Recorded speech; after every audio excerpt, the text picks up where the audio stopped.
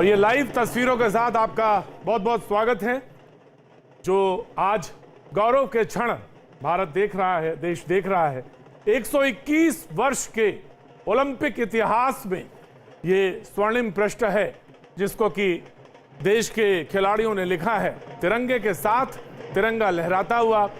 और ये क्षण है जिसको कि देश इस वक्त जी भी रहा है, देख भी रहा है और उसका अनुभव भी कर रहा है।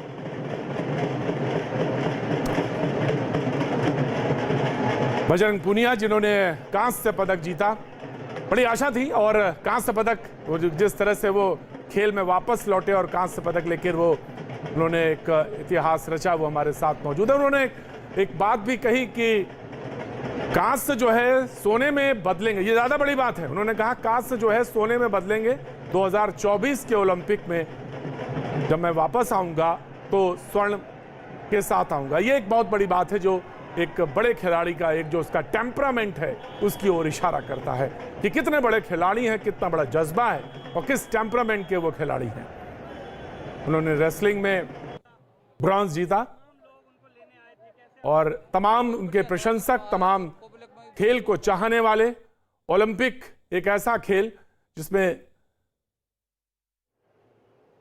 देश का गौरव, देश का मान ऊपर उठता है। और वो क्षण जो है आज देश जब अपने खिलाड़ियों का, अपने चहेते खिलाड़ियों का स्वागत कर रहा है तो वो देखने को मिल रहा है।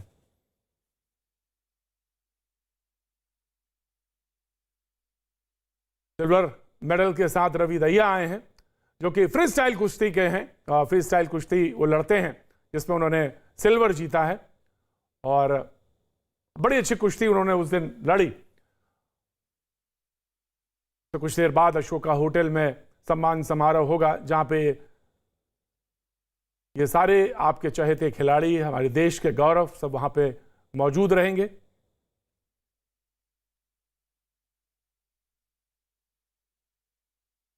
गोल्ड जीतकर नीरज चोपड़ा लौटे हैं और पदक वीरों का सम्मान, बजरंग पूनिया का भव्य स्वागत। और हमारे साथ इस वक्त जो जुड़ रहे हैं वो अनिल विज साहब जुड़ रहे हैं, गृह मंत्री हैं हरियाणा से। और अनिल विज साहब बहुत बहुत स्वागत है आपका। और उस दिन देख रहे थे कि आपका जो उल्लास है, जो आपका जो उत्साह है, जो आपकी प्रसन्नता है, वो आप नाचने लगे और वो भांगड़ा करने लगे, भांगड़ा डाल दिया कहना चाहिए। और सारे देश ने देखा और वो उत्साह निश्चित तौर से हर देशवासी ने जो उल्लास था वो देखा। मैं जानना चाहता हूं, वो तो भांगड़ा तो देख लिया, आपके लड्डू भी देख लिए, मुझे ये बताइए कि हरियाणा के खिलाड़ियों को आप खिलाते क्या हैं, ये सब जानना चाहते हैं, जिससे कि ये जो माटी है और ये जो पदक हैं और प्रदेशों तक पहुंचे, ये जानना चाहते हैं। अनिल विज जी। देखिए, हरियाणा खिलाड़ियों का सबसे ज़्यादा सम्मान करता है। जितनी इनाम राशि हम देते हैं सारे देश में नहीं दी जाती। मैंने दूसरे देशों का कभी कैलकुलेटर नहीं किया, शायद उनसे भी ज़्यादा हो। हम गोल्ड जीतकर आने वाले को 6 करोड़ रुपया सरकारी नौकरी और कंसेशनल रेट्स पर हुड्डा का प्लाट देते हैं। जो सिल्वर जीत कर आता है हम उसको 4 करोड़ रुपया सरकारी नौकरी और हुड्डा का कंसेशनल रेट पर प्लाट देते हैं। ऐसी जो ब्रोंज जीत के आता है हम 2.5 करोड़ रुपया देते हैं, नौकरी देते हैं और प्लाट देते हैं। इतनी बड़ी राशि किसी और प्रदेश में दी नहीं जाती है। ये निश्चित तौर से अनिल विज साहब, ये तो प्रोत्साहन राशि है और पदक तो गौरव है, पूरा देश का मस्तक ऊपर उठ जाता है, उसकी तुलना उससे नहीं की जा सकती। लेकिन हाँ, ये बात सच है कि एक सिक्योरिटी जरूर खिलाड़ी को लगती है तो वो अपना पूरा दम खम लगा देता है। आपका जो प्रोत्साहन राशि है उसको तो सैल्यूट करते ही हैं, उसका सम्मान जो राशि आप देते हैं उसका तो मान है ही है। लेकिन मैं जानना चाहता हूं कि हरियाणा में आपने जो पॉलिसीज बनाई उसके जो रिजल्ट अब देखने को मिल रहे हैं, तो एक सिक्योर भविष्य आप देते हैं, तो वो तमाम वो चीजें लोग जानना चाहते हैं। और आज इस बात का भी एक क्षण हमने देखा कि आपने गोल्ड, आपके प्रदेश से, देश से एक गोल्ड पदक दिलाने वाले आप ही के प्रदेश के हैं। तो कौन सी पॉलिसीज हैं जिसकी वजह से ये सारी चीजें दिख रही हैं? अनिल जी। देखिए, हमने अपने प्रदेश में खिलाड़ियों के लिए सब सुविधाएं देते हैं। इंफ्रास्ट्रक्चर बनाने पर भी हम पूरा ध्यान देते हैं और पूरा प्रदेश का हमने प्लान तैयार किया हुआ है और मैपिंग की हुई है कि कहाँ कहाँ पर क्या क्या इंफ्रास्ट्रक्चर हमने बना के देना है और उस पर लगातार काम हमारा जारी रहता है। और भी जो सुविधाएं होती हैं वो हम खिलाड़ियों को देते हैं।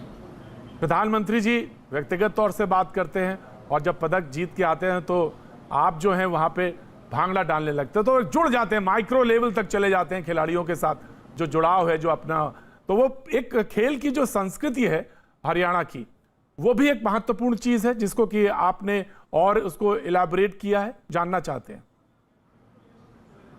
देखिए, हरियाणा में खेल का बहुत टैलेंट है और मैं तो एक बात दावे के साथ कहता हूँ जी कि हरियाणा में इतनी क्षमता है कि सारे देश के मेडल्स की भूख अकेला हरियाणा पूरी कर सकता है और हम उस दिशा में लगे हुए हैं जी। हम एक एक गेम के लिए हम तैयारी कर रहे हैं। हमने यहाँ पर स्पोर्ट्स यूनिवर्सिटी बनाई है और वो जल्दी फंक्शनल हो जाएगी।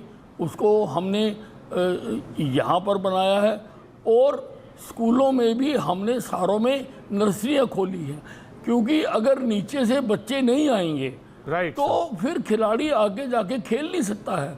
अगर स्कूल स्तर पर ही बच्चों को तैयार नहीं किया जाएगा, हमने स्टडी किया, मैंने कई देशों का मॉडल स्टडी किया और देखा कि जो देश ज़्यादा मेडल लेकर आते हैं, एशियड है, जहाँ ओलंपिक है, जहाँ कॉमनवेल्थ है, वो देश बचपन से ही खेलों की तरफ लोगों को आकर्षित करते हैं, बच्चों को आकर्षित करते हैं, उनको ट्रेनिंग देते हैं और उनको तैयार करते हैं। अगर नर्सरियाँ नहीं चलेंगी तो फिर खिलाड़ी नहीं आ सकते। हम यहाँ पर नर्सरियाँ चलाने की तरफ, जब मैं खेल मंत्री था, मैंने यहाँ पर लगभग 450 नर्सरियाँ स्कूलों में खोल के दी थी और बाकायदा हम उनको डाइट मनी देते थे, हम कोच की तनख्वाह देते थे और वहाँ पर सभी स्कूलों में, और स्कूल हमारे पास भाग कर आते थे कि हमें नर्सरी दी जाए, हम नर्सरी चलाना चाहते हैं। बहुत इंपॉर्टेंट पॉइंट है जो आपने कहा कि नर्सरी हमने तैयार की है जिससे कि आगे जाके पौधे तैयार यानी खिलाड़ी बड़े निकलते हैं। हम जानना चाहते हैं कि अगला ध्येय आप 2024 में क्या रखते हैं अपने खास तौर से अपने प्रदेश के खिलाड़ियों के लिए, जो सब लोग जानना चाहते हैं कि 2024 के लिए आपने क्या कुछ सोचा है, क्योंकि अब तो लड़ाई 2024 में है और अब तो अलग एक मानदेय, मतलब एक मान स्थापित करना है और वो ये कि हमारा गोल क्या होगा 2024 का, इस पर बात हो रही है। हमारा गोल तो है, मैंने आपको बताया कि हम हरियाणा से सारे हिंदुस्तान के मेडलों की जितनी भूख है, जितनी उम्मीद है उनकी, उतनी हम अकेली हरियाणा से हम देना चाहते हैं और हम उसके लिए वर्क कर रहे हैं।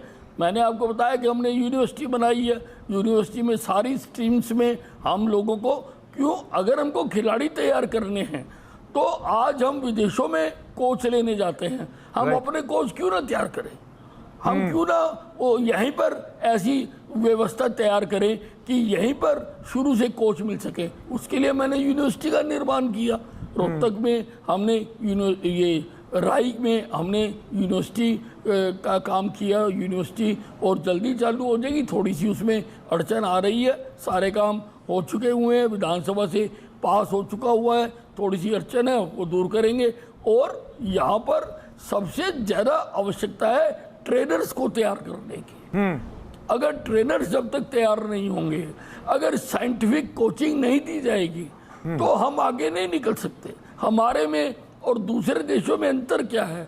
यही अंतर है कि वो देश साइंटिफिक कोचिंग देते हैं, वो जो न्यूट्रिशन है वो क्या होना चाहिए साइंटिफिकली, एक खिलाड़ी का, जो किस गेम के खिलाड़ी का क्या न्यूट्रिशन होना चाहिए, और हमने उस यूनिवर्सिटी में वो कोर्स भी रखा है, हम तैयार कराएंगे। अगर हमारे पास है ही नहीं तो खिलाड़ी कहाँ से सीखेंगे? तो दोनों चीज़ें जरूरी हैं, बहुत इंपॉर्टेंट पॉइंट है और ट्रेनर्स जरूरी है। क्यों? अगर हम नर्सरियाँ खोलेंगे और हमारे पास सिखाने वाले ही नहीं होंगे क्वालिफाइड नहीं होंगे। अब वैसे किसी अखाड़े से किसी कोच को ले आओ और वो को जी ये आपको सिखा देगा, वो अलग बात है। लेकिन सरकार में रखने के लिए वो सर्टिफाइड चाहिए, उसके पास कोई ना कोई कोर्स का सर्टिफिकेट होना चाहिए। तो उसके लिए हम यूनिवर्सिटी तैयार कर रहे हैं, और वो यूनिवर्सिटी ना केवल हरियाणा बल्कि सारे देश के लिए वो यहाँ से जो एक्सपर्ट्स हैं गेम के, वो हम तैयार करके दिया करेंगे। बहुत इंपॉर्टेंट पॉइंट है, क्योंकि ना सिर्फ नर्सरी और इसके अलावा कोचेज और ट्रेनर्स एक बहुत इंपॉर्टेंट चीज है, क्योंकि अब तो बात 2024 की होने लगी है कि हम कहां खड़े होंगे। हम पहले 10 देशों के में हैं या पहले 20 में होंगे, कहां पर खड़े हो सकते हैं, क्योंकि ये बहस अब बहुत तेज है। और हमारे साथ अनिल विज जी लगातार बने हुए हैं, जो कि खेल मंत्री भी रहे, अब गृह मंत्री हैं, और बहुत सारे इंपॉर्टेंट एक्सपर्ट्स पे लगातार बात अपनी कह रहे हैं। और एक इंपॉर्टेंट पॉइंट है जो सब जानना चाहते हैं नीरज चोपड़ा के बारे में। तो क्या मुलाकात कर रहे हैं सरकार को लेकर? आपने क्या खास तौर से स्वागत के लिए क्या तैयारी की है नीरज चोपड़ा जी के लिए? नहीं, देखिए ऐसा है, अभी आपने शुरू में भी कहा कि हालांकि मैं बड़ी लंबी बीमारी जी साहब ठीक हुआ हूं। हाँ, मैं जानना चाहता था उसके बारे में भी। कोविड हो गया था जी, और जी। शायद हिंदुस्तान का सबसे ज्यादा कोविड हो गया था। जी, लेकिन फिर भी जब गोल्ड आया, मैं अपने आप को रोक नहीं सका। और मैं तो कहता हूं, हर दिल जो प्यार करेगा वो गाना गाएगा। क्या वो रुक बात नहीं है। सकता। वाह, जो इतनी बड़ी उपलब्धि है वो रुक नहीं सकता।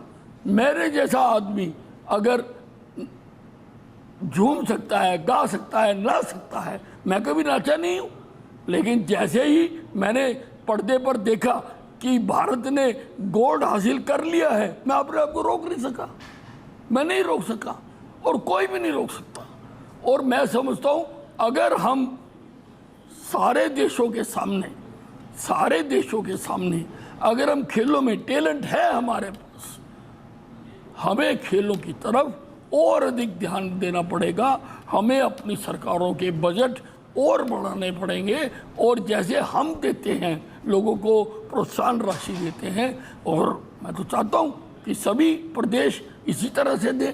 और ये बहुत बड़ा आकर्षण है। और ये प्रोत्साहन राशि देखकर पहले माँ बाप कहा करते थे, अरे क्यों खेलने जाता है, पढ़ा कर लिखेगा, पढ़ेगा, बनेगा नवाब। लेकिन अब जब से मैंने 6 करोड़ रुपए की है, अब माँ बाप कहते हैं बेटे खेलेगा, कूदेगा, बनेगा नवाब, जाकर मैदान में खेला कर जाकर। जब तक हम प्रोत्साहन नहीं देंगे, जब तक हम उनके सामने कोई टारगेट नहीं रखेंगे, भविष्य नहीं उसके सामने रखेंगे, तब तक माँ बाप बच्चों को कहाँ जाने देंगे। जी अनिल जी, आपने खेल कहा और मुझे खेला सुनाई पड़ गया एकदम से, तो मुझे ध्यान आया कि विपक्ष कह रहा है विषय ने आपने तो खेल ही कहा था, लेकिन मेरे कान में खेला पड़ गया। तो मैंने कहा, विपक्ष ने कहा कि सरकार अगर खेल पे ध्यान दे तो बहुत अच्छी बात है। उसने राजीव गांधी खेल रत्न अवार्ड का नाम बदलकर बाबू ध्यानचंद अवार्ड पर रख दिया। तो खेल पे करना चाहिए तो ज्यादा अच्छी बात है, खेला क्यों कर देते हैं अनिल विज जी? नहीं, देखिए खिलाड़ियों के लिए तो जो भी इनाम सुविधा स्टेडियम बनाया जाए, वो किसी न किसी खिलाड़ी के नाम पर ही रखा जाए, वो प्रेरणा देता है। अब जो लोग एतराज कर रहे हैं, इन्होंने आज़ादी के पहले 50-60 साल तक जिन्होंने राज किया, जितनी भी परियोजनाएं बनी, जितने भी प्रोजेक्ट बने, उनमें से 90-95% का इसी खानदान का नाम है। नेहरू गांधी परिवार का ही नाम है उसके ऊपर। अरे दूसरों का भी आने तो स्वागत करना चाहिए। और अगर मोदी जी ने नाम रख दिया तो बहुत अच्छी बात है, सबको स्वागत करना चाहिए। हर चीज में राजनीति नहीं लानी चाहिए, और खेल में तो राजनीति बिल्कुल नहीं लानी चाहिए, बिल्कुल नहीं लानी चाहिए। खिलाड़ी है, उसकी कोई पार्टी नहीं है, उसका कोई क्षेत्र नहीं है, उसका कोई प्रदेश नहीं है, वो देश के लिए खेलता है। देश के लिए खेल के आए हैं, जितने खिलाड़ी गए हैं वो सब देश के लिए खेल के आए हैं। हमें उनका समान रूप से उनको गले लगाना चाहिए। तो देखिए हमारा खेल कहाँ जाएगा। अगर आप इसमें भी राजनीति करते हैं तो आप बहुत बड़ी रुकावट पैदा कर रहे हैं। अनिल जी, मेरा आखिरी सवाल, मुझे मालूम है आपका स्वास्थ्य भी ठीक नहीं है, अभी लंबी बीमारी से आप उठे हैं। हम आपसे कामना करते हैं कि आप बहुत उसी तरह बिल्कुल स्वस्थ और आपकी वही कड़क आवाज सुनाई पड़े। लेकिन एक सवाल जरूर जानना चाहते हैं कि आपको लगता है कि जब खेल रत्न अवार्ड जैसे नाम खिलाड़ियों के और वो ओलंपियन, वो जादूगर के नाम पर होंगे, तो लगता है कि वो जो खेल से जुड़ी हुई भावना है वो और प्रोग्रेस करेगी, ना कि किसी पॉलिटिशियन या नेता के नाम से उसका उल्लेख किया जाए? जी अनिल जी। बिल्कुल, खिलाड़ियों में बहुत ज़्यादा इसका असर होता है। जैसे मंदिर का नाम किसी न किसी भगवान के नाम पर रखा जाता है, आदमी जाता है तो उसी भगवान में हो जाता है, उसकी शक्ति बढ़ती है, उसकी ताकत बढ़ती है। उसी प्रकार से अगर स्टेडियम्स का या खेल से जुड़ी हुई चीज़ों का नाम खिलाड़ियों के नाम से रखा जाएगा, मैं तो चाहता हूं कि सारे हिंदुस्तान में जितने ऐसे प्रोजेक्ट हैं, जितनी ऐसी योजनाएं हैं, वो हमारे देश के खिलाड़ियों के नाम पर ही रखी जानी चाहिए, ताकि खिलाड़ियों को उससे प्रेरणा मिले। और जब किसी खिलाड़ी के और किसी ओलंपियन के नाम के खिलाड़ी के स्टेडियम में कोई आदमी पैर रखता है तो उसका असर ही और होता है। जी, आखिरी सवाल मैं आपसे पूछना चाहता हूं। अभी कुछ देर पहले राहुल गांधी जी का ट्वीट देखा, उसमें उन्होंने कहा कि फोन कॉल का वीडियो बहुत हुआ, अब इनाम की राशि भी दो। वो कहते हैं कि इनाम की जो राशि आपने कही है वो भी दे देना चाहिए। वीडियो कॉल्स और वीडियो पे बधाइयां तो बहुत हो गई, भांगड़ा तो आपने बहुत डाल दिया, डांस आपने बहुत कर दिया। खेल का समय, मैं कोई राजनीतिक बात करना तो नहीं चाहता हूं जी, लेकिन क्योंकि अब राहुल गांधी जी ने कहा है जी, उनको जवाब जरूर देना चाहूँगा। जी, जी, जी। हमारा दुर्भाग्य ये है कि राहुल गांधी जी कभी ये जानने की कोशिश नहीं करते कि उनकी सरकारें क्या कर रही हैं, उनकी सरकारों ने क्या क्या किया है। इसी प्रदेश में हमारा राज आने से पहले कांग्रेस की सरकार थी जी, एशियड हुए थे और भूपिंदर सिंह हुड्डा मुख्यमंत्री हुआ करते थे जी। वो उनकी सरकार चली गई लेकिन उन्होंने इनाम नहीं दिए। उन एशियड के खिलाड़ियों को आकर मैंने इनाम दिए, कॉमनवेल्थ वालों को आकर मैंने इनाम दिए। राजीव गांधी को पहले इन चीज़ों की ज्ञान लेना चाहिए कि तुम क्या करते हो, तुम क्यों छोड़ के चले गए। और हमने पिछली बार साक्षी मलिक ब्रॉन्ज जीत कर आई थी, उसने जहाज से उतरकर इसी शुक्रिया जी। और इंक्लूसिव एथोस के आधार पर Sagar security and growth for all in the region का विजन परिभाषित किया है। इस विजन के जरिए हम अपने क्षेत्र में मैरीटाइम सिक्योरिटी का एक इंक्लूसिव ढांचा बनाना चाहते हैं।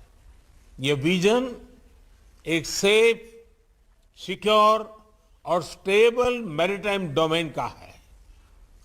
फ्री मैरीटाइम ट्रेड के लिए यह भी आवश्यक है कि हम एक दूसरे के नाविकों के अधिकारों का पूरा सम्मान करें।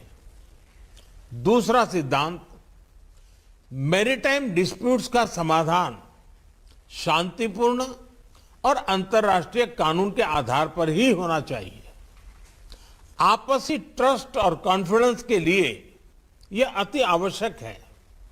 इसी माध्यम से हम वैश्विक शांति और स्थिरता सुनिश्चित कर सकते हैं। भारत ने इसी समझ और मैच्योरिटी के साथ अपने पड़ोसी देश बांग्लादेश के साथ अपनी मैरीटाइम बाउंड्री को सुलझाया है। तीसरा सिद्धांत, हमें प्राकृतिक आपदाओं और नॉन स्टेट एक्टर्स, इनके द्वारा पैदा किए गए मैरीटाइम थ्रेट्स का मिलकर सामना करना चाहिए। इस विषय पर क्षेत्रीय सहयोग बढ़ाने के लिए भारत ने कई कदम लिए हैं। साइक्लोन, सुनामी और प्रदूषण संबंधित समुद्री आपदाओं में हम फर्स्ट रिस्पॉन्डर रहे हैं। पायरेसी को रोकने के लिए भारतीय नौसेना ने भारतीय नौसेना में 2008 से हिंद महासागर में पेट्रोलिंग कर रही है। भारत का वाइड शिपिंग इंफॉर्मेशन फ्यूजन केंद्र हमारे क्षेत्र में साझा मैरीटाइम डोमेन अवेयरनेस बढ़ा रहा है। हमने कई देशों को हाइड्रोग्राफिक सर्वे सपोर्ट को और समुद्री सुरक्षा में प्रशिक्षण भी दिया है। हिंद महासागर में भारत की भूमिका एक नेट सिक्योरिटी प्रोवाइडर के रूप में रही है। चौथा सिद्धांत, हमें मैरीटाइम एनवायरनमेंट और मैरीटाइम रिसोर्सेज को संजोकर रखना होगा। जैसा कि हम जानते हैं, ओशन का क्लाइमेट पर सीधा इंपैक्ट होता है और इसलिए हमें अपने मैरीटाइम एनवायरनमेंट को प्लास्टिक्स और ऑयल स्पिल्स जैसे प्रदूषण से मुक्त रखना होगा और ओवरफिशिंग और मैरीन पोचिंग के खिलाफ साझा कदम उठाने होंगे। साथ ही हमें ओशन साइंस में भी सहयोग बढ़ाना चाहिए। भारत ने एक महत्वाकांक्षी डीप ओशन मिशन लॉन्च किया है। हमने सस्टेनेबल फिशिंग को प्रोत्साहन देने के लिए भी कई पहले ली है। पांचवा सिद्धांत, हमें रिस्पॉन्सिबल मैरीटाइम कनेक्टिविटी को प्रोत्साहन देना चाहिए। यह तो स्पष्ट है कि समुद्री व्यापार को बढ़ाने के लिए इंफ्रास्ट्रक्चर का निर्माण आवश्यक है, लेकिन ऐसे इंफ्रास्ट्रक्चर प्रोजेक्ट्स के डेवलपमेंट में देशों की फिस्कल सस्टेनेबिलिटी और एब्सॉर्प्शन कैपेसिटी उसको भी ध्यान में रखना होगा। इसके लिए हमें उचित वैश्विक नॉर्म्स और स्टैंडर्ड्स बनाने चाहिए। एक्सेलेंसीज, मुझे विश्वास है इन 5 सिद्धांतों के आधार पर मैरीटाइम सिक्योरिटी कोऑपरेशन इसका एक वैश्विक रोड मैप बन सकता है। आज की ओपन डिबेट की उच्च और सक्रिय भागीदारी यह दिखाती है कि यह विषय सुरक्षा परिषद के सभी सदस्यों के लिए महत्वपूर्ण है। इसके साथ मैं एक बार फिर आपकी उपस्थिति के लिए आपका आभार व्यक्त करता हूं। धन्यवाद।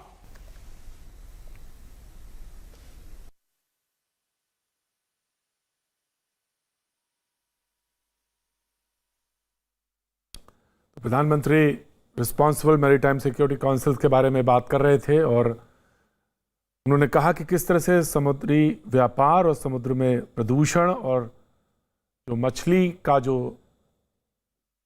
संतुलित व्यवहार है उसका धोवन का वो कर सकते हैं।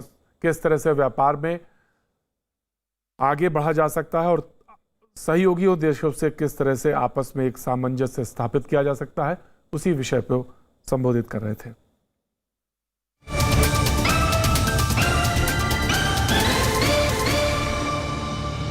में आपका एक बार फिर स्वागत है। बातचीत के सिलसिले को जोड़ने के लिए एक बार फिर से मैं हाजिर हूं और हमारे साथ जो मेहमान जुड़े हैं उनसे मैं आपका तारुफ करा दूं।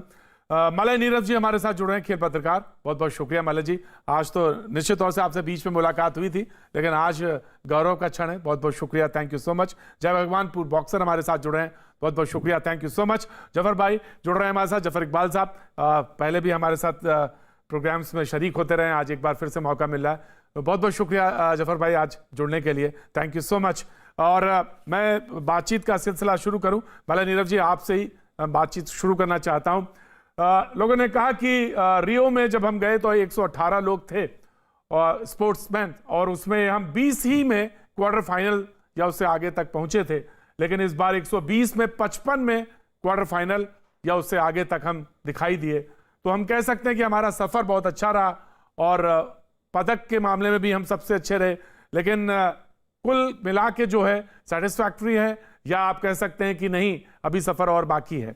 मलय नीरज जी। देखिए, सफर तो अभी और लंबा बाकी है, लेकिन आगाज हम कर चुके हैं। और ये आगाज अगर अच्छा रहा जैसा है, तो अंदाज सोचिए कैसा होगा। क्योंकि अगर आप सिर्फ एक देश की, मैं चीन से तुलना नहीं करना चाहता, अगर आप ब्रिटेन की बात करें तो ब्रिटेन को देखिए, अटलांटा ओलंपिक में 1996 में उसके सिर्फ 15 पदक थे और आज 65 पदक हैं। तो इसलिए अगर आप पदक की राह पर आगे चल पड़े, जो कि बहुत अच्छा आंकड़ा आपने दिया कि क्वार्टर फाइनल तक अगर हम पहुंचे या थर्ड राउंड में पहुंचे, तो बहुत बड़ी बात होती है। मैंने 1992 में खेल पत्रकारिता शुरू की थी और आज तक यही कहते रहे कि अगर थोड़ा कंधा आगे कर लिया होता पीटी उषा ने तो पदक आ जाता, अगर सांस लंबी भर लेते मिल्खा सिंह जी तो पदक आ जाता।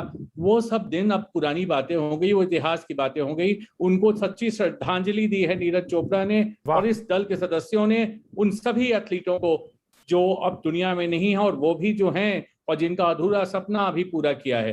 तो अभी सफर की शुरुआत हो चुकी है, जो एक नया कल्चर आया है, नई संस्कृति आई है। सिर्फ खेलो इंडिया की संस्कृति तो है वो अपनी जगह, लेकिन टॉप्स में जो ऊपर पहुंचाने वालों की पहचान कर उस प्रतिभा को वहां ले जाने की और उसके लिए सारा कुछ जमा करने की। मीराबाई चानू अगर अमेरिका नहीं भेजा जाता, उन्हें उनका इलाज नहीं होता, तो वो इस लायक नहीं होती कि आज वो भारोत्तोलन कर सकें। अगर नीरज चोपड़ा को जर्मन कोच उवे हॉर्न नहीं मिले होते, जिन्होंने 100 मीटर से ज्यादा भाला फेंक कर अपना विश्व रिकॉर्ड बनाया था सन 1984 में, तो आज नीरज चोपड़ा स्वर्ण पदक लेकर नहीं आते। तो जो खिलाड़ियों की जरूरत है, डॉक्टरों की, प्रशिक्षकों की, कोचों की, वो सब जो मुहैया कराई जा रही हैं चीजें, उन्हें उससे बहुत असर पड़ा है।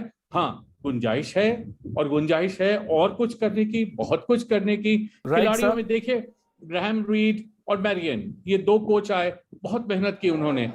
अपने यहाँ भी कोच लोग थे, पहले से वो भी मेहनत कर रहे थे। हरेंद्र ने सब बच्चों को तैयार किया था, एम.के. कौशिक ने महिला टीम के लिए बहुत काम किया था। मगर जब आप अंतर्राष्ट्रीय स्तर पर ओलंपिक्स जैसी प्रतियोगिता में जाते हैं, कंधों से कंधा मिलाकर चलते हैं अन्य देश के खिलाड़ियों के साथ, तो सर्वश्रेष्ठ तकनीक, सर्वश्रेष्ठ कोचिंग, प्रशिक्षण, सर्वश्रेष्ठ हाई ऑल्टीट्यूड ट्रेनिंग, जहां पे आप ट्रेनिंग करने जाते हैं। यूरोप में अगर आपने, स्वीडन में नीरज चोपड़ा ने ट्रेनिंग की, स्वीडन की ट्रेनिंग उन्हें काम आई यहाँ पर। तो इस तरह की चीजें जो हुई हैं खेलों के प्रति, वो बहुत महत्वपूर्ण है, झलक आई है। और अंत में मैं सिर्फ ये कहूंगा कि जब भारत की प्रगति को ओलंपिक में जीते गए पदकों के पैमाने से तौला जाएगा, जो मुझे निश्चित लगता है तौला जाएगा आने वाले वक्त में, प्रधानमंत्री ने जो रुचि ली है उसको देखते हुए, तो भारत में खेलों की दुनिया बहुत सुनहरी होगी। राइट जफर भाई, मैं आपके पास आना चाहता हूं। और ये एक स्पोर्ट ऐसा रहा है जिसको कि हॉकी, जिसको कि मैं एक समय तो फॉलो करता था, फिर धीरे धीरे देखता भी रहता था, फिर स्कोर भी पूछ लेता था। मैं मैच नहीं देख पाया इधर बीच में, क्योंकि बाहर था, इसलिए मैच नहीं देख पाया, लेकिन शुरुआती मैच मैंने देखे। आप बहुत सारे लोगों ने बात कही, मैं एक आज आर्टिकल पढ़ रहा था, उसमें यह जिक्र था कि थोड़ा और तेज, थोड़ा और ऊंचा, थोड़ा और शक्तिशाली होना जरूरत है इसकी। 24 तक पदक, ये कांस्य जो है सोने में तब्दील होता हुआ दिखेगा। नए लोग आएंगे, स्पोर्ट्स से जुड़ेंगे, जहां तक हॉकी का सवाल है, ऐसा लगता है। और वो जो ऊर्जा है वो दिखी 41 साल बाद पदक के रूप में, तो वो आगे बढ़ेगी। जफर भाई, बिल्कुल बढ़ेगी। और मैं बहुत कॉन्फिडेंस हूँ कि 2024, जो कि अब सिर्फ 3 साल रह गए, बहुत ज्यादा दूर नहीं है, तो बस यही है कि उसकी तैयारी हो। 2028 लॉस एंजलिस की भी तैयारी करनी चाहिए अभी से, मगर 2024 तो बहुत करीब है। और मैं समझता हूँ कि काफी नए लड़के, पहली मर्तबा तो 10 लड़के गए हैं, और नेचुरली उसमें से कुछ 1, 2, 3 खिलाड़ी ऐसे होंगे कि हो सकता है कि वो आगे ना खेल पाए, और उसका रिप्लेसमेंट जरूरी पड़ेगा हम लोगों के लिए, खास तौर पे श्रीजेश का या रुपेंद्र पाल का या विक्रम का है। तो मैं समझता हूं कि इन सब खिलाड़ियों का रिप्लेसमेंट जरूर चाहिए, और भी जो खिलाड़ी आ रहे हैं पीछे से, कि वेदर वो लोग इसके अंदर एडजस्ट हो सकते हैं। और फिर वही हमारी कहानी यही होगी कि एक्सपोजर होना चाहिए। जैसे मलाई साहब ने कहा, उनसे बहुत पहले हमारी बात काफी होती रहती थी, मगर ये उनका भी सजेशन यही है। और मैं भी यही कहूंगा कि जो भी सुविधाएं हैं वो उपलब्ध कराई जाए। किसी को चोट लग गई है या ऑपरेशन की जरूरत है। यानी ये सब चीजें जो है खेलों के लिए बहुत महत्वपूर्ण है। और मैं समझता हूँ कि जिस ढंग से इस ओलंपिक्स में हमारे खिलाड़ियों ने जो एक बैरियर था दिमाग के अंदर के हम कर सकते हैं नहीं कर सकते, और पहले ये सोचते थे कि हम कर ही नहीं पाएंगे, तो उसमें काफी तब्दीली आई है। और खास तौर पे पब्लिक का रुझान भी बहुत बड़ा है। हमारी जानकारी के हिसाब से पब्लिक भी बहुत सपोर्ट करती है। तो उससे भी ये लगता है कि अगर खिलाड़ी कांस्य पदक भी नहीं जीत रहा है but they are being appreciated, तो वो एक बहुत पॉजिटिव चेंज है, थॉट है पब्लिक के अंदर, जो पहले नहीं था हम लोग के टाइम से। हम लोग जो 68-72 में ब्रॉन्ज मेडल भी लेकर के हम लोग सर झुका के चलते थे और छुपा के चलते थे। आज वो टाइम नहीं है, नया भारत है। और ये डिफरेंस है, बहुत बड़ा डिफरेंस है। जय भगवान जी, मैं आपके पास आ रहा हूं, लेकिन जफर साहब से एक सवाल और पूछना चाहता हूं। जैसा मलय साहब इशारा कर रहे थे, मैं उसको थोड़ा सा इलैबोरेट करना चाहता हूं। जहां तक हॉकी का, स्पेसिफिकली मैं हॉकी पे बात करना चाहता हूं एक सवाल के जरिए। आप मानते हैं कि अब जहां तक कोच का मसला है वो सॉल्व हो चुका है? दूसरा सवाल ये कि इस टीम में वो चीज पाक दिख रही है जो कि बहुत महत्वपूर्ण होती है, और एक टीम के तौर पे ये डिफरेंस इसमें कुछ नजर आ रहा है जो बाकी बाज दफा नजर नहीं आता था टीमों में, तो वो अब नजर आ रहा है। ये दो चीजें जो कि बहुत जरूरी है। 3 साल के बाद फिर ओलंपिक है और फिर 28 की बात हो रही है। जी जफर भाई। तो ये कहना चाहता हूं कि कोच तो है ही, होते ही है टीम के साथ, फिजिकल ट्रेनर होते हैं, सब चीज सपोर्टिंग स्टाफ सब होता है।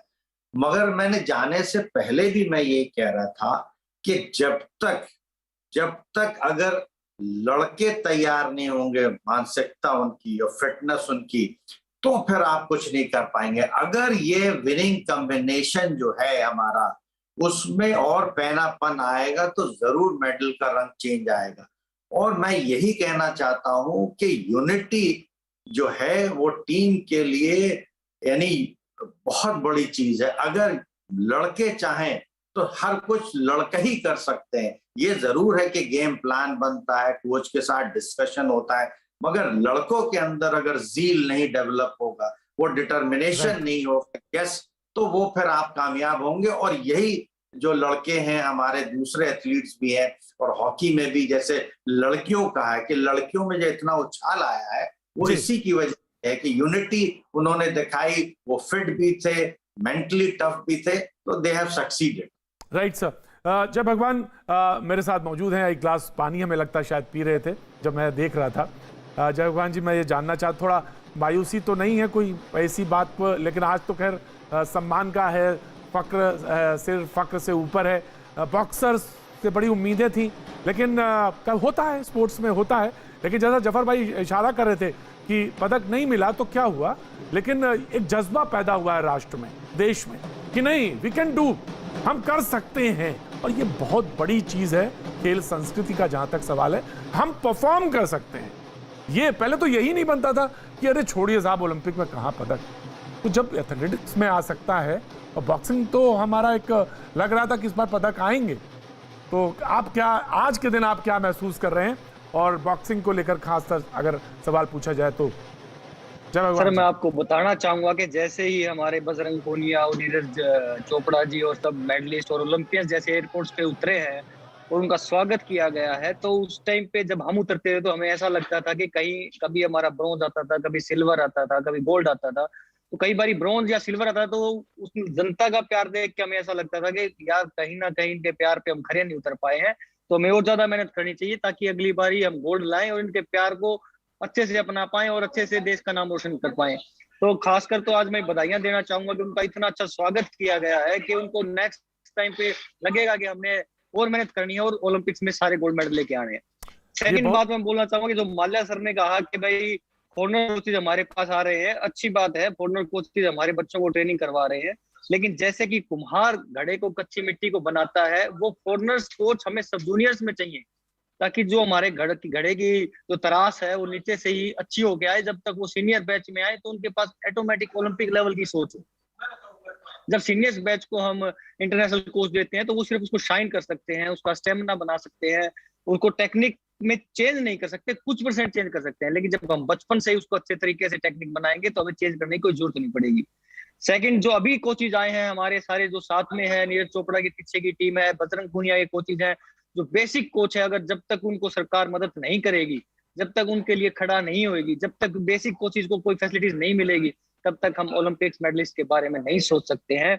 अभी नीरज चोपड़ा को स्टार बना दिया, बट इसके पीछे कितने उसके फादर, उनके चाचा जी से मेरी बात हुई थी, कितना स्ट्रगल्स है, उसके जो कोचेज है उनका कितना स्ट्रगल्स है, उनको मद्देनजर रख के उनको भी सुविधाएं दी जाएं ताकि आने वाले टाइम पे ओलंपिक्स में मेडल की संख्या बढ़ सके। जय भगवान जी, मैं आपकी एक तारीफ करना चाहूंगा, इजाजत दे मुझे, और वो ये कि आप बड़ी बड़ी जैसे बॉक्सर होते हैं, जैसे खिलाड़ी होते हैं ना, सटीक सीधे सपाट बयान, बिल्कुल सीधा बोलते हैं और बहुत सीधा सपाट बोलते हैं। मैंने हाँ जी, और मैं इस बात से बहुत मुतासिर हूं आपकी बात से, और ये बात सच है कि इसमें मलय साहब और जफर भाई दोनों को अपनी बात कहनी चाहिए। जहां तक आपने ये बात कही है मैं बिल्कुल कह रहा हूं, लेकिन मेरे पास जो इस समय आपने कहा ना स्टार बना दिया, वो स्टार हैं, और निश्चित तौर से वो इस समय चमक उनकी सोने की इतनी तेज है। सारे लोग जी, मैं आ रहा हूं जय भगवान जी, आ रहा हूं जो दिखाई दे रही है, तो मैं एक रुख उधर ही करना चाहूंगा नीरज जी के पास। वो जो कुछ कहना चाह रहे हैं, मैं उनकी तरफ देखना चाह रहा हूं, सारे लोग देखना चाह रहे हैं, तो वो देखते हैं। उसके बाद में अब बजरंग पूनिया जी आपके, सॉरी जय भगवान जी, मैं पूरी बात आपकी सुनता हूं जी।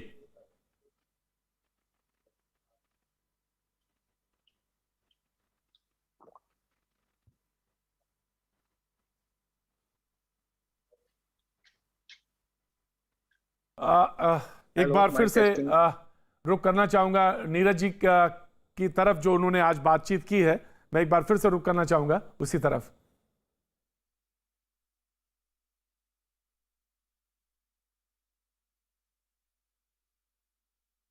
मुझे लगता है कि कुछ टेक्निकल फ्लॉज है, मैं एक बार बात करूंगा, लेकिन हाँ जय भगवान जी, आप अपनी बात पूरी कंप्लीट करिए। मैं आप सभी के माध्यम से कहना चाहूंगा कि अगर आप हमें प्यार देते रहेंगे, मीडिया हमें बार बार दिखाती रहेगी, तो हमारे इंडिया के अंदर स्पोर्ट्स का माहौल बन जाएगा। जैसे कि आज आप हमें लगातार कवर कर रहे हैं, हम आपसे उम्मीद करते हैं कि हमारे ग्रास रूट से लेके तब तक हम स्टार ना बन जाए, तब तक आप हमें कवर करेंगे, तो हम आपको ओलंपिक्स का मेडल जरूर देंगे। दूसरी बात, जब हम राजपाल जी के साथ बैठे हुए थे तो उन्होंने एक बात कही थी कि जब स्पोर्ट्स का फ्रंट पेज आना स्टार्ट हो जाएगा ना न्यूज़पेपर का, तब स्पोर्ट्स ऊपर उठेगा। जिस दिन नीरज चोपड़ा ने गोल्ड मेडल लिया था, उस दिन फ्रंट पेज पे नीरज चोपड़ा ही था। तो हम सारी मीडिया को, उनकी टीम को बधाइयां देना चाहेंगे कि उस दिन हमें आपको फ्रंट पे रखा है आपने हमें, और आगे भी आप अगर हमें फ्रंट पे रखेंगे तो हम हिंदुस्तान का नाम रोशन करेंगे, नीचे नहीं जाने देंगे। ये बात सच है आपकी, मैं बिल्कुल, मैंने कहा ना आप सपाट बोलते हैं, बहुत साफ बोलते हैं, बहुत अच्छी बात है। मलय जी इस पर ज्यादा क्लियर करेंगे। और मुझे, मैं 365 दिन शो करता हूं, लेकिन शायद उसमें एक दिन या 2 दिन भी कोई स्पोर्ट्स पे शो नहीं करता, तो मुझे करना चाहिए, मुझे बोलना चाहिए, मुझे बात करनी चाहिए, आप जैसे लोगों को सामने लाना चाहिए, तो जिक्र करना चाहिए। जबकि खुद मैं स्पोर्ट्स को लाइक करता हूं। मैंने उस दिन भी कहा था कि मैं पहला पन्ना बाद में देखता हूं, तीसरा जो अंदर का 8वां पन्ना होता है या 7वां पन्ना, मैं पहले देखता हूं स्पोर्ट्स वाले पन्ने को, मेरी रुचि वहां ज्यादा है। लेकिन कोशिश ये होनी चाहिए, कम से कम 2 या 3 दिन तो ऐसे होने चाहिए जिस दिन इस पर शो होना चाहिए। मलय जी, आज का दिन बहुत खास है। जी जी, देखिए जय भगवान ने जो बात कही है और जो जफर भाई ने बात कही है, उन बातों से कोई मतभेद का तो प्रश्न ही नहीं है। मैंने पहले भी कहा था, और ये पुराना जुमला है कि जो दिखता है सो बिकता है, और अगर दिखेगा तो बिकेगा। अगर अदिति अशोक को जिसने खेलते हुए देखा इस उम्मीद में कि वो पदक जीतेगी, वो समझ गया कि बर्डी और ईगल में क्या फर्क होता है। Right sir. वो समझ गया कि ग्रीन किसे कहते हैं, बंकर किसे कहते हैं, सैंड क्या होता है। तो जो दिखता है वो सचमुच बिकेगा। और जब नीरज चोपड़ा ने जैवलिन का स्वर्ण पदक जीता है, बहुत सारे बच्चे होंगे जो ये सोचेंगे कि जिस व्यक्ति ने अपने जीवन की शुरुआत की थी एक मोटे ताजे बच्चे के रूप में और आया था वेट कम करने और गोल्ड मेडल लेके आया, ये बात सही है। लेकिन कुल मिलाकर अगर आप देखें तो जो ये मैं खेल संस्कृति की बात कर रहा था, उस संस्कृति में ये होता है एक चीज जो बहुत जरूरी है, जो मिसिंग है, बहुत मैं दुख के साथ ये बात कह रहा हूं, वो ये कि जैसे क्रिकेट का एक एनुअल कैलेंडर है। आपको पता है कि आज भारत की टीम श्रीलंका गई है, वहां से आएगी इंग्लैंड जाएगी, इंग्लैंड से आएगी 2020 वर्ल्ड कप खेलेगी, और अंतरराष्ट्रीय श्रृंखलाओं के साथ भारत जुड़ जाता है। उसी तरह से अगर हॉकी का, बॉक्सिंग का, वेट लिफ्टिंग का जो हमारा एक एनुअल कैलेंडर बने, उस कैलेंडर को हम फॉलो करें और उसको मीडिया भी फॉलो करे, तो इसका बहुत असर पड़ेगा। क्योंकि अंतर्राष्ट्रीय स्तर पर ज्यादा इवेंट्स में अगर हमारे बच्चे जाएंगे, हिस्सा लेंगे, तो उस वहां से जब वो निखर कर सामने आएंगे, और इसकी बहुत सख्त जरूरत है। मेरी बात मानिए, मैं आप बहुत लोग शायद नहीं जानते बहुत होंगे इंपॉर्टेंट पॉइंट कही आपने भले जी, आपने बहुत इंपॉर्टेंट बात कही है। और इसका उदाहरण मैं बताऊं आपसे, जो बेल्जियम का मैच हो रहा था हॉकी का, तो बहुत सारे लोग थे इनका ये मानना था कि अच्छा बेल्जियम को तो हरा देंगे, ये बात थी। लेकिन क्योंकि बेल्जियम को फॉलो ही नहीं कर रहे थे लोग, बेल्जियम को जान ही नहीं रहे थे वो कैसी हॉकी खेलते हैं, तो बहुत सारे लोगों को इस बात का अंदाजा ही नहीं था। मैं बिल्कुल वो जो जिस बात का जिक्र कर रहा था नीरज की तरफ मैं रुख करना चाहूंगा, जो उन्होंने आज बातचीत की। फिर जफर भाई मैं आपकी तरफ आता हूं, वो कैलेंडर पर जिस पे बात हो रही थी। जी नीरज क्या कहेंगे? नीरज आज के मौके पे क्या कहेंगे? मैं बहुत बहुत धन्यवाद करता हूँ सभी का कि इतना आदर और सम्मान मिल रहा है। और आज हमारे हरियाणा के स्पोर्ट्स मिनिस्टर और सभी आए हैं, बहुत बहुत धन्यवाद। तो भारत के लिए गोल्ड जीता, पहली बार एथलेटिक्स में जीता है, कैसा लग रहा है? बहुत अच्छा लग रहा है। और मैं यही दुआ करता हूँ कि बस जी जय भगवान जी, बात आपकी बिल्कुल सच है कि सोने की चमक होती ही ऐसी है, चारों तरफ वही दिखाई पड़ती है और उसकी आभा भी वैसे ही है। लेकिन हाँ, उसकी तैयारी में बहुत सारा पसीना बहता है और बहुत सारी चीजें वक्त और उसके साथ धैर्य और सब्र चीजें लगती हैं। और कैलेंडर स्पोर्ट्स कैलेंडर जिसकी बात आपने मलय जी की है, वो बहुत इंपॉर्टेंट है। क्रिकेट का होता है, हम सारे लोग फॉलो करते हैं, और अगर और स्पोर्ट्स का हो तो और लोग धीरे धीरे आए। जैसे किसी ने मुझसे पूछा, बहुत छोटे से बच्चे ने, कि जो गोल्फ स्टिक है और ये जो गेम है ये कितना टेक्निकल है, समझ में क्यों नहीं आता। और ये सवाल था, जब उसने पूछा तो निश्चित तौर से मानिए कि उसके दिमाग में कहीं आ गया है ये बात कि इसको समझना है, और अगर उसके समझ में आ गई बात तो उसको खेलना भी है। और यही खेल संस्कृति होती है, और यही दायित्व होता है किसी स्पोर्ट्स एडिटर का या स्पोर्ट्स रिपोर्टर का या जर्नलिस्ट का, कि वो तमाम सारी चीजें सामने लाए और एक खेल भावना और खेल के प्रति जागरूकता पैदा करे। जफर भाई, मैं वो सवाल जानना चाह रहा था कि ना जानना, हमारे लिए जानना जरूरी नहीं था कि बेल्जियम इतना अच्छा खेल रहा है, वो तो मैदान में देख ही लिया हमने। लेकिन अनभिज्ञता सिर्फ बहुत एक चीज पे नहीं होती, उसके तमाम एस्पेक्ट्स पर होती है। वो शायद हमें लगता है कि आने वाले समय में इसको अगर खत्म कर पाए तो हम बहुत जल्द ऊपर दिखाई पड़ेंगे। जफर भाई, मैं सबसे पहले जो मलाई साहब ने कहा है उस पे तो मैं जरूर कहूंगा, क्योंकि उसकी वजह ये है कि देखिए हर गेम का अपना कैलेंडर होता है और पूरा कैलेंडर साल का ही बनाया जाता है। और मैं सिर्फ ये कहना चाह रहा हूँ कि कैलेंडर जो पहले हॉकी का बनता था तो वो बिल्कुल दिखाया जाता था। और आपको याद होगा कि जितने भी हम लोग ऑल इंडिया टूर्नामेंट्स करते थे हिंदुस्तान के अंदर, चाहे जवाहरलाल नेहरू हो या बेटन कप हो या मुर्गप्पा गोल्ड कप हो या बॉम्बे गोल्ड कप हो या आगा खान, ये जितना कवरेज उनका होता था, मगर आजकल की स्थिति ऐसी है कि उन सब टूर्नामेंट्स का हिंदुस्तान के अंदर कवरेज बिल्कुल निल हो गया। पर लोगों को, यानी हम लोग को ये नहीं पता लगता कि कब कहाँ पे टूर्नामेंट, और वो कवरेज पूरा ऑल इंडिया बेसिस पे होता था। अब प्रॉब्लम ये आ गई आजकल के वो जो कमर्शियल, जिसमें के ब्लॉक्स बिकते हैं, कमर्शलाइजेशन हो गया है, तो उसकी वजह से यानी हॉकी के पास इतना पैसा नहीं है कि वो एक पेज खरीदे और अपने बारे में लिखे। तो मैं यही कहना चाहता हूँ कि कैलेंडर तो मलाई साहब होता है, सब फेडरेशन के पास होता है, मगर जो कमर्शलाइजेशन हुआ है प्रिंट मीडिया में, उसकी वजह से ये सब चीज दब गई है। अदरवाइज हॉकी का कवरेज होना बहुत जरूरी है, और अगर नहीं हुआ आगे सालों में तो मेरे ख्याल में बड़ा मुश्किल हो जाता है कि उसमें उछाल कैसे आए, लोगों के अंदर दिलचस्पी कैसे पैदा हो। ये सवाल लोगों के दिमाग में आ रहा है, जरूर आया होगा कि कैसे फर्क पड़ता है।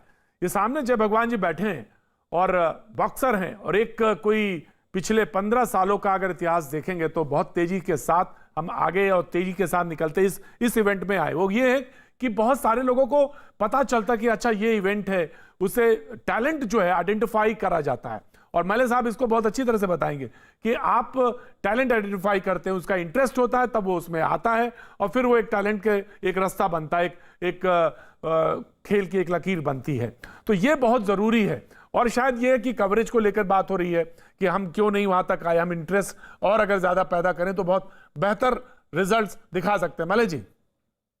देखिए जफर भाई, मैं भी यही बात कह रहा था कि कैलेंडर बना के उसको दिखाना, जो भी है उसको दिखाना बड़ा जरूरी है। क्योंकि अभी मुझे कोई पूछ रहा था कि ये बताइए कि नीरज चोपड़ा का अगला इवेंट कहाँ होने वाला है, अब वो कहाँ जाएंगे, कहाँ वो अपनी दावेदारी फिर पेश करने वाले हैं, और उसको कहाँ क्या दिखाया जाएगा, क्या उसको समझाया जाएगा। मैं आपको बता रहा हूं कि ये बातें बहुत जरूरी हैं। एक बात तो ठीक है, मगर साथ में जो प्रतिभाओं की पहचान की बात है उसको मत भूलिए। मुझे लगता है कि लॉस एंजलिस ओलंपिक्स जो आज से 7 साल बाद होंगे, उनके लिए आपको प्रतिभा की पहचान करके उसको तराशने का काम आज से शुरू करना होगा। तब जाकर लॉस एंजलिस में आपका बच्चा वहां जाकर पदक जीतने की कतार में अग्रिम पंक्ति में खड़ा होगा। ये बात माननी पड़नी होगी, ये माननी होगी ये बात। और इसके लिए कोचिंग की व्यवस्था, खाने पीने की व्यवस्था, मनोवैज्ञानिक की व्यवस्था। आप देखिए ना, आपकी 15 लोग गए हैं शूटिंग टीम में, एक स्पोर्ट्स साइकोलॉजिस्ट नहीं है आपकी टीम में, जबकि आप जानते हैं कि यह मन को शांत करके, हृदय गति को कम करके खेलने वाला खेल है। 160 हार्ट रेट है जो आपका शूटर है उसका। और आप देख रहे हैं कि विश्व चैंपियनशिप जीते हुए 15 के 15 नाकामयाब हो गए। क्यों? क्योंकि एक स्पोर्ट्स साइकोलॉजिस्ट नहीं है टीम में। और आपने रख भी दिया तो 1 महीने पहले रख दिया, उसका कोई असर नहीं होगा। उसको एक लंबे समय तक उसके साथ रहकर उसको अभ्यास कराना होगा, उसके साथ उसका एक रैपो कायम होता है। और जय भगवान जी, मैं आपकी बात से जय भगवान जी मैं आपकी बात से 100% सहमत हूं कि मुझे खासतौर से मैं अपनी बात कह सकता हूं कि मुझे कम से कम साल में 2 या 3 दिन तो जरूर करना चाहिए कोई प्रोग्राम जिसमें तमाम सारे खिलाड़ियों उनके एस्पेक्ट को सामने लाना चाहिए, और ऐसा करना भी चाहिए, और ऐसा मैं करूंगा, मैं कहता हूं। लेकिन अभी वक्त एक छोटे से ब्रेक का, ब्रेक के बाद मैं फिर से हाजिर होता हूं।